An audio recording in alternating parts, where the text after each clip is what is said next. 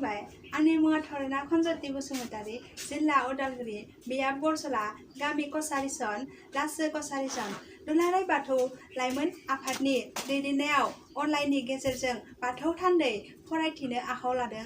आयदाया जाबाय बाथौ। फैलाव बिलात लाथानि सोरजिसुमा गुमुरा जोबोद आब्रु गोनां, जोबोद सोमोनांथाव। मोनफ्रोमबो जिब जिबि बिफां लाइफां सोरजिनायनि गुदिखौ संदांनानै नायोब्ला नुनो मोनो बेवहाय मुसेबो नायजायै मोनबा बेसादनि थुबुर दं। बे गहेला जिरादानो जादों हा, दै, बार, सान, अख्रां। जोंनि बयनिबो देहायाव हानिफ्राय सोमजिनाय आदारनिफ्राय महर सोलायनाय संदांनाय महर। गोथां मेगनजों नुजाथिनाय गासैबो महरा बेनि सायावनो सोनारो।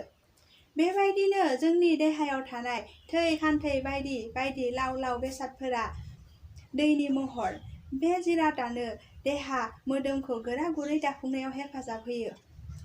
मोगथां मुसुखानि गोथां देहायाव मेगनजों नुनो मोनै मोनसे रेजें बेसादा जोंनि खुगा आरो गन्थंजों हाबलाय ओंखारलाय खालामबाय थायो। बेनि मुङानो जादों हां। बे हांआ बारनिनो असे महर। हा दैजों दाजानाय हां एबा हाबलाय ओंखारलाय जानाय देहायाव गुदुं बिदुङा रोजोब जानानै थाबावो। देहायाव नांगौबायदि दुङा सुङा थाबाय थाग्रा बे बिदुङा साननिनो असे महर। बे बिदुङानो नांगौनि एसे बारा जायोब्ला रावबो देहा थांनानै थाया, थैयो। इसोरनि सोरजिखौ बेनो हमथायो। बेबायदिनो जोंनि देहानि बयनिबो थाथाय महर अख्रांनि रोजोब महर।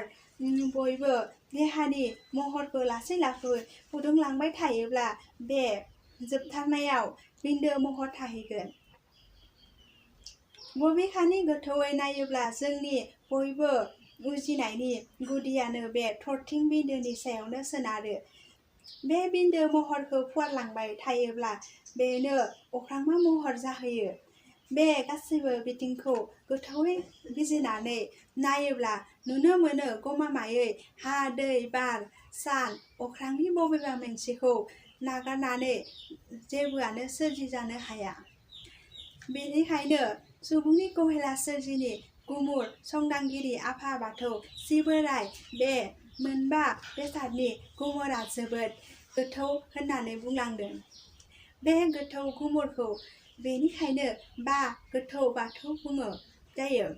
नखरनि सा सानजा खनायाव आरो रायजोनि थानसालि सिबिनो खुलुमनो थाखाय थरसे औवाजों 18 जरा खुन्थियाव गंबा खामि आरो गंथाम सिरिजों हेबनाय महरखौबो बाथौ बुंनाय जायो।